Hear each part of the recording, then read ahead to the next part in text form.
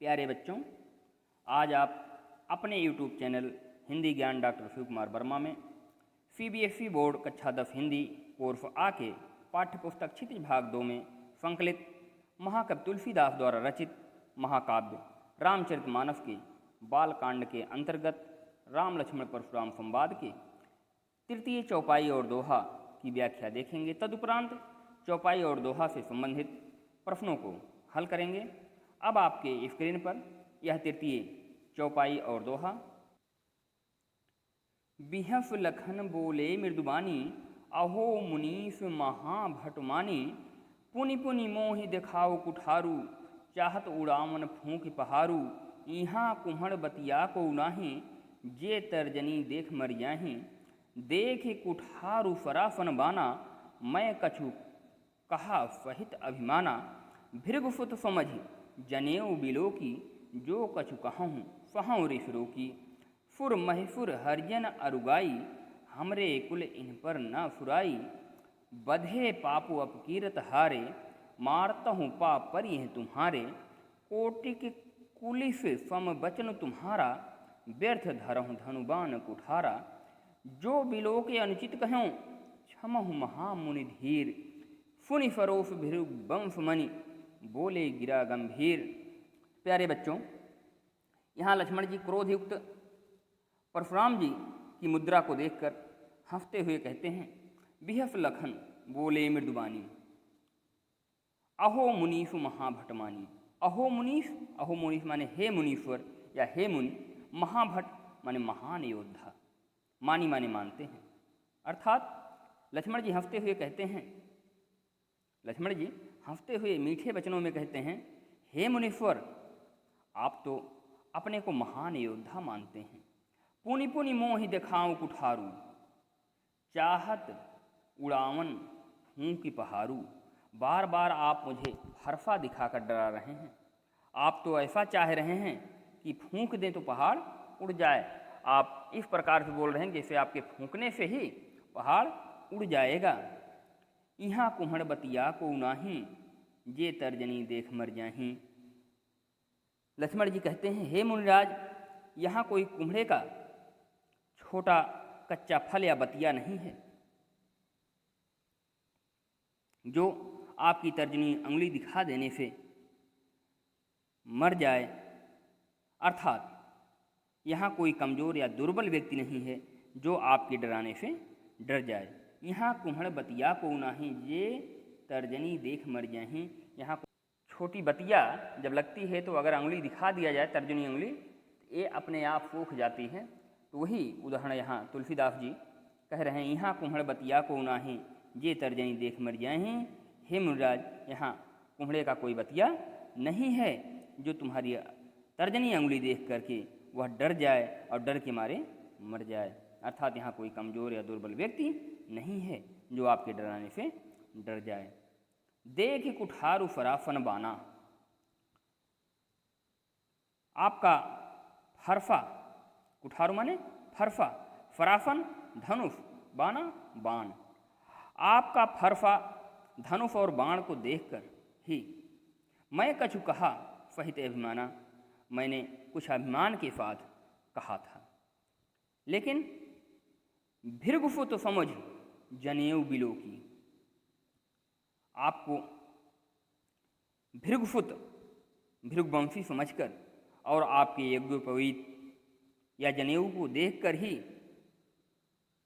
भृगुसुत समझ जनेऊ बिलो की, जो कछु कहूँ सहूँ ऋष रोकी।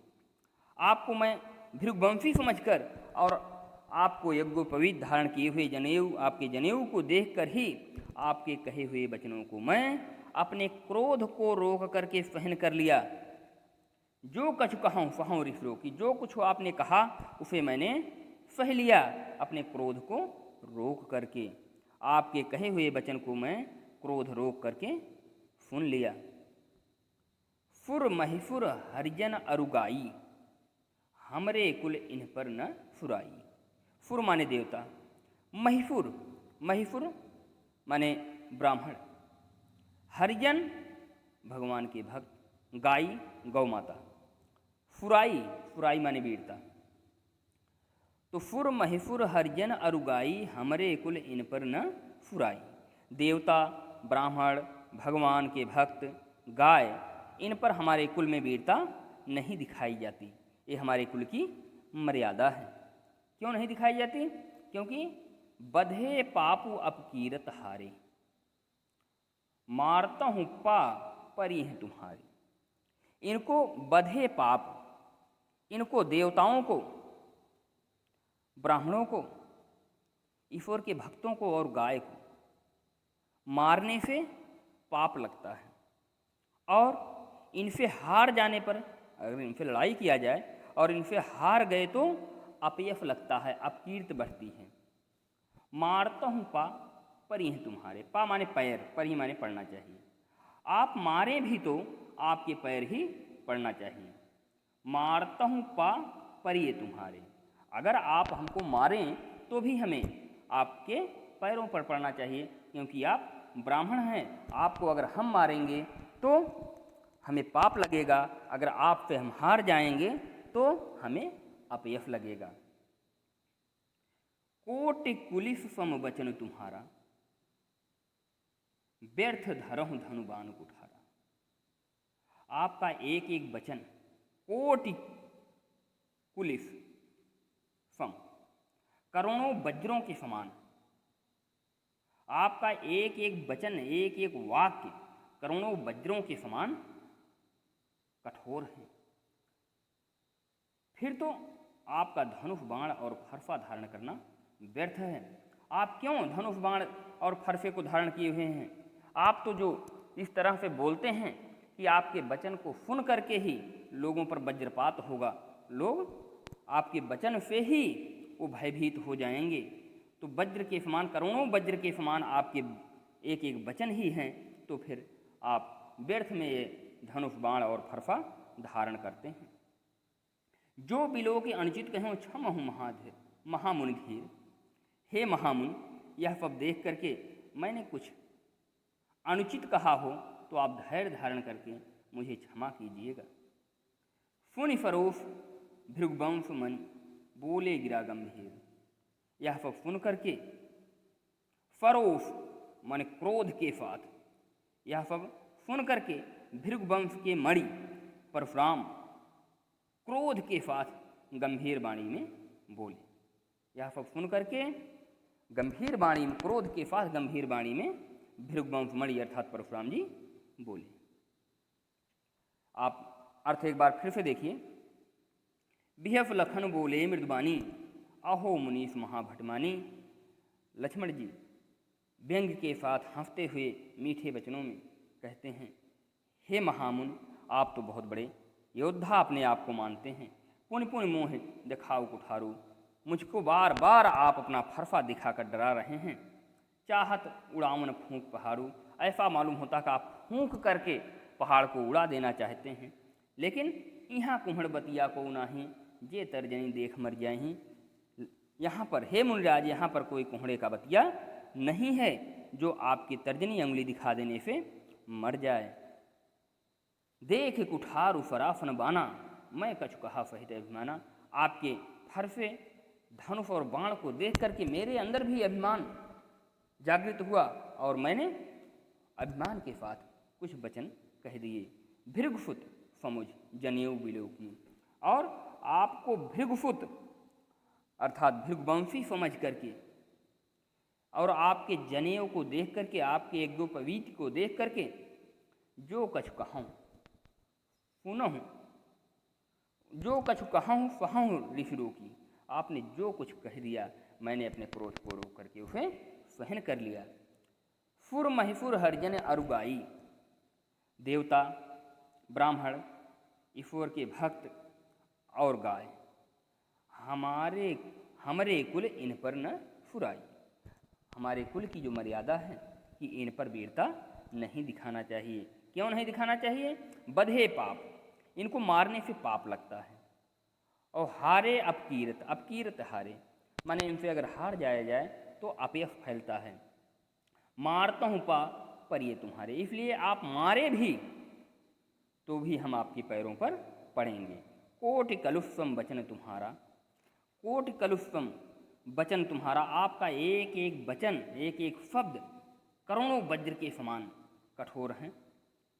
व्यर्थ धरो धनुबाण कुठारा, तो इसलिए आप व्यर्थ में धनुष बाण और फरफा धारण करते हैं। जो विलोक अंचित कहूँ क्षमहु महामुनि धीर, ये सब देख करके मैंने अगर कुछ अनुचित कहा हो तो हे महामुनि आप धैर्य धारण करके उसे क्षमा कर दीजिए।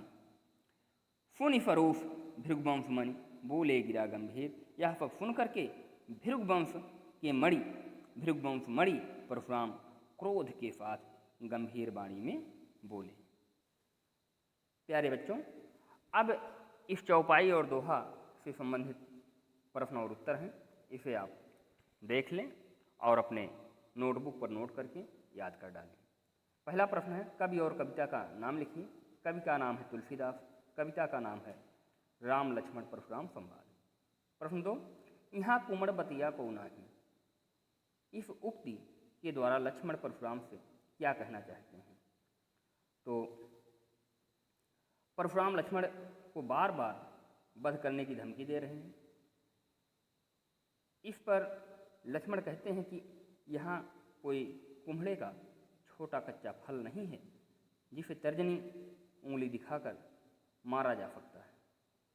लक्ष्मण यह कहना चाहते हैं कि वह भी कोई सामान्य बालक नहीं है, वह सूर्यवंशी और वीर हैं, वह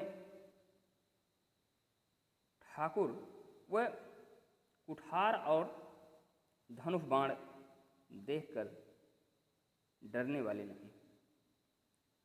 अगला प्रश्न, प्रश्न 3 देखिए।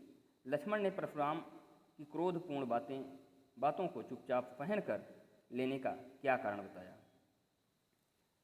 तो इसका उत्तर, लक्ष्मण ने परशुराम की क्रोधपूर्ण बातें सहन कर लेने का यह कारण बताया कि परशुराम भृगुवंशी हैं और यज्ञोपवीत धारण करने वाले ब्राह्मण हैं, इसलिए वे उनके विरुद्ध युद्ध नहीं कर सकते।